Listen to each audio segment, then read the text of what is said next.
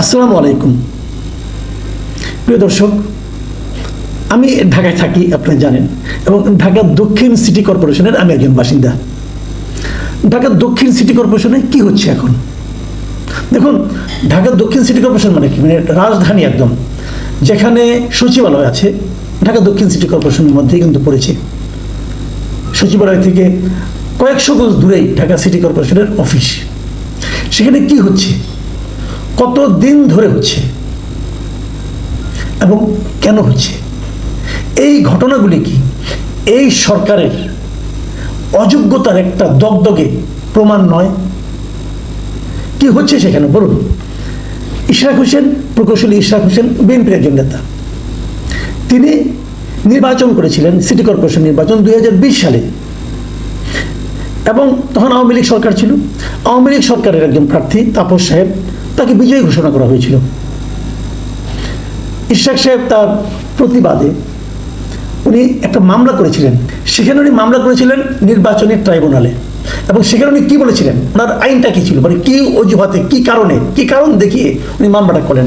উনি মামলা করেছেন যে তাপস সাহেব যখন নির্বাচনে মনোনয়নপত্র দাখিল করেন, তখনও তিনি সংসদ সদস্য ছিলেন, এবং সংসদ সদস্য পদ থেকে আইনানুগভাবে পদত্যাগ না করে তিনি মনোনয়নপত্র জমা দিয়েছিলেন।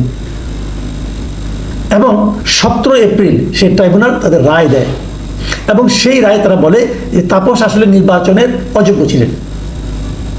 এবং যদি অযোগ্য থাকে তাহলে নির্বাচিত কি হবে? যিনি দ্বিতীয় স্থানে ছিলেন তিনিই হবেন। দ্বিতীয় স্থানে ছিলেন ইশরাক সাহেব। ভাই, ক্লিয়ার অ্যান্ড সিম্পল। কিন্তু এখন 17 এপ্রিল 2025, 17 এপ্রিল 2025 এসে যে রায়টা হলো, মানে এই বছরে যে রায়টা হলো, সেই রায়ে ইশরাক সাহেবকে নির্বাচিত ঘোষণা করলো ট্রাইব্যুনাল। এবং নির্বাচনের ঘোষণা করার পর এখন এই রায়টাতে ইলেকশন কমিশনে গেল। ইলেকশন কমিশন 13 মে তারিখে তারা নির্বাচন কমিশন তাদের গ্যাজেট প্রকাশ করলো, এবং সেই গ্যাজেটে উল্লেখ করলো যে বিএনপির প্রার্থী ইশরাক হোসেন ঢাকা দক্ষিণ সিটি কর্পোরেশনের মেয়র নির্বাচিত হয়েছেন। 13 মে। এখন 20 মে, তারও 7 দিন পরে ইশরাক সাহেব মেয়র পদে শপথ নেওয়ার জন্য আবেদন করলেন। স্থানীয় সরকার মন্ত্রণালয় বলল যে না, তারা আইন মন্ত্রণালয়ের মতামত না আসা পর্যন্ত তারা শপথের কার্যক্রম শুরু করতে পারবে না। কেন পারবে না, এটা নিয়ে আলোচনা চললো। তারপরে তারা হাইকোর্টে গেল। হাইকোর্ট বলল, হাইকোর্ট মানে ওই যে নির্বাচনের যে ট্রাইব্যুনালে সিটি কর্পোরেশন যে গ্যাজেট করেছিল, ওই গ্যাজেটের বৈধতাকে চ্যালেঞ্জ করে একটা কিন্তু রিট করলো আপনার এলজিআরডি মিনিস্ট্রি। তার জবাবে সেই রিটটা খারিজ করে দিল হাইকোর্ট, এবং বলল যে না, নির্বাচন কমিশন যদি গ্যাজেট ঘোষণা করে দেয় তারপর আর কিছু বাকি থাকে না, বাকি সব শেষ, এবং তাকে নির্বাচন কমিশনের গ্যাজেটে হলো চূড়ান্ত, এবং তার শপথ নেওয়ার ক্ষেত্রে কোনো আইনগত বাধা নেই, এবং যদি শপথ পড়ানো না হয় সেটা আদালত অবমাননা শামিল হবে। এটা কিন্তু মে মাসের 22 তারিখে বলল। আজকে কত তারিখ? প্রায় 1 মাস হয়ে গেছে, জুন মাসের 16 তারিখ আজকে বলছি। এখন পর্যন্ত কিন্তু শপথ পড়ানো হয়নি। কেন হয়নি? এই শপথ পড়ানো নিয়ে কিন্তু এই এলজিআরডি মিনিস্ট্রির যে উপদেষ্টা আছেন, মানে আমাদের এই অন্তর্বর্তীকালীন সরকারের যিনি উপদেষ্টা আসিফ মাহমুদ সজীব ভুইয়া, উনি কিন্তু আগে কিছু কথা বলেছিলেন। উনি 10টা কারণ দেখিয়েছিলেন যে কারণে এই শপথ দেওয়া যাচ্ছে না, এবং গায়ের জোরে নাকি বিএনপি আন্দোলন করছে। মানলাম, সেই 10টা কারণে অনেক কিছু কারণ দেখিয়েছেন। যেমন একটা কারণ দেখিয়েছেন, আর যে সংশোধন অবৈধ মর্মে হাইকোর্টের রায় ভায়োলেট করে নির্বাচন কমিশন ট্রাইব্যুনালে রায় প্রদান করেছে, মানে নির্বাচন কমিশন ট্রাইব্যুনালের রায়টাই নাকি ঠিক ছিল না। ঠিক আছে, আবার নির্বাচন কমিশন এই শুনানিতে অংশগ্রহণ না করায় রায় একপাক্ষিক। নির্বাচন কমিশন শুনানিতে অংশ নেবে কি না নেবে এটা তো নির্বাচন কমিশনের ব্যাপার, এটা তো এলজিআরডি মিনিস্ট্রির ব্যাপার না। যদি কেউ মনে করে আমি শুনানিতে অংশ নেবো না, নেবে না, তার ব্যাপার। আপনি মাথা ঘামাচ্ছেন কেন? না দেওয়াতে এটা হয় না, তারা নির্বাচন কমিশন কোনো আপিল করে নাই, এটাও সে দেখাইছে। এরকম অনেকগুলি কারণ দেখাইছে, মানলাম, তার কারণগুলি সবগুলি ভ্যালিড বলেছেন। কিন্তু যখন হাইকোর্টের রায় হলো, হাইকোর্ট নিশ্চয়ই আসিফ মাহমুদের এই বক্তব্যগুলি বিচার নিয়ে তো হাইকোর্ট রায় দিয়েছেন। তো সেই রায়ের আলোকে কেন শপথ পাওয়ানো হচ্ছে না এতদিন ধরে? কি কারণ? কোনো কারণ নেই, কোনো কারণ কেউ দেখাতে পারছে না। ফল কি হলো? এর মধ্যে এটা নিয়ে কিন্তু অনেক পানি ঘোলা হয়েছে, যমুনা অবরোধের মতো ঘটনা ঘটেছে। সকলে আশা করেছিল, আমি নিজেও কালকে একটা অনুষ্ঠানে বলেছিলাম যে বিএনপির সঙ্গে লন্ডনে, মানে তারেক রহমানের সঙ্গে লন্ডনে ইউনূস সাহেবের বৈঠকের পর হয়তো বিএনপি কিন্তু কিছু কিছু ক্ষেত্রে মোলায়েম হয়ে যাবে, ওদের অনেক আন্দোলনই হয়তো তারা করবে না। সরকারের সঙ্গে যে বিরোধগুলি ছিল, প্রধান বিরোধ ছিল নির্বাচনের তারিখ নিয়ে, সেটা নিয়ে একটা সমাধানে পৌঁছে গেছে। এবং অন্যান্য যে বিরোধগুলি ছিল, অন্য 3টা বিরোধের কথা আমি বলেছিলাম, একটা হলো চট্টগ্রাম পোর্ট, একটা হলো মানবিক করিডোর, আর একটা হলো ইশরাক হোসেন। তো আমি ভেবেছিলাম ওটার আলোকে হয়তো এই সবগুলি বিএনপি হয়তো আন্দোলন আর করবে না, কিন্তু আমার ধারণা ভুল প্রমাণিত হয়েছে।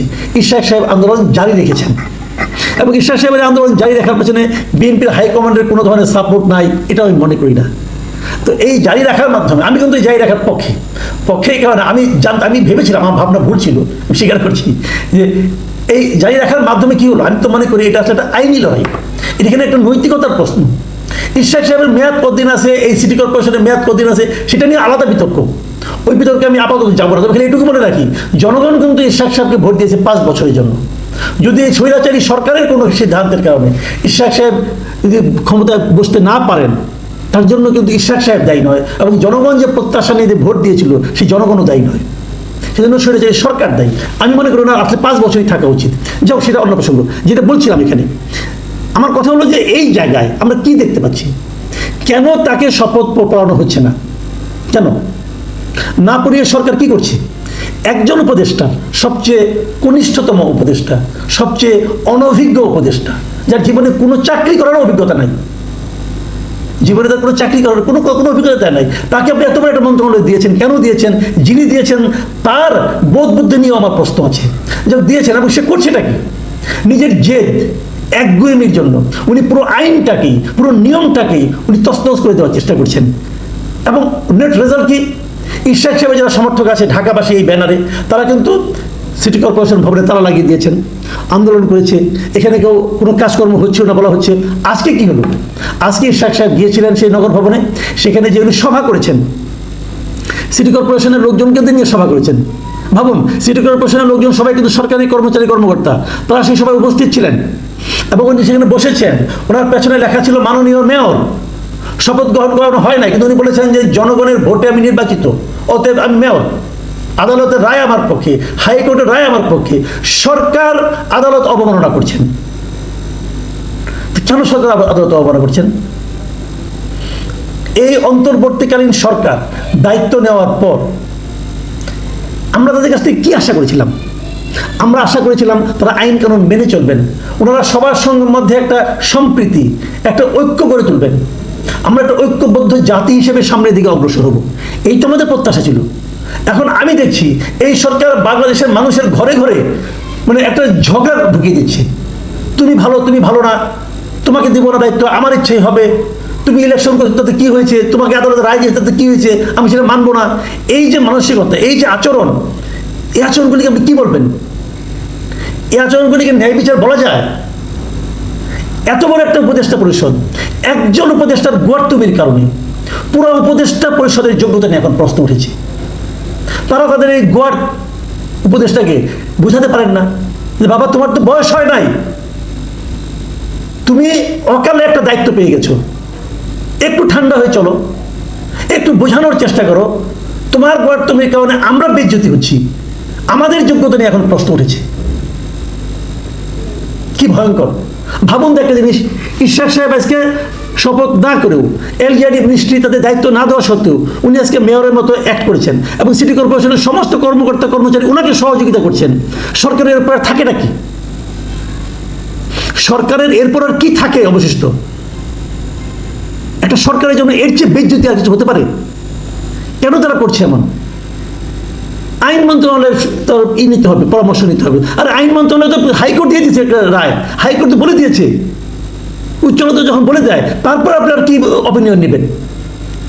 মূল বিষয়টা হলো কি, স্থানীয় সরকার জিনিসটা, এটা একটা আমি মনে করি এটা পরিবর্তনের নিশ্চয়ই সংস্কারের প্রস্তাব এগুলো আছে, যখন হবে তখন বোঝা যাবে। এরা সংস্কারের কথা বলে এই সরকার, তারা তো নিজেরাই সংস্কারের পক্ষে না। যখন সংস্কার হবে না হবে বুঝলাম, কিন্তু এখন থেকে তো সংস্কারের মানসিকতা আপনাকে লালন করতে হবে। আপনারা তো নিজেরাই সেই সংস্কারের মানসিকতা লালন করেন না, আপনারা আদালতের রায় মানেন না, আপনারা আইন মানেন না, আপনি জনগণের রায়কে তুচ্ছ তাচ্ছিল্য করেন। আপনারা কিভাবে সংস্কার করবেন ভাই? আমি তো বুঝি না এগুলো। প্রিয় দর্শক, আমরা আশা করব এই সমস্যার সমাধান এই সরকার যৌক্তিকভাবে করবে। আমরা এর আশু সমাধান চাই। কীভাবে সমাধান হবে আপনারা ভাবুন। কিন্তু আমরা সাধারণ জনগণ বড় আশা নিয়ে যে সরকারকে বসিয়েছি, সেই সরকারকে হাস্যকর অবস্থায় দেখতে চাই না।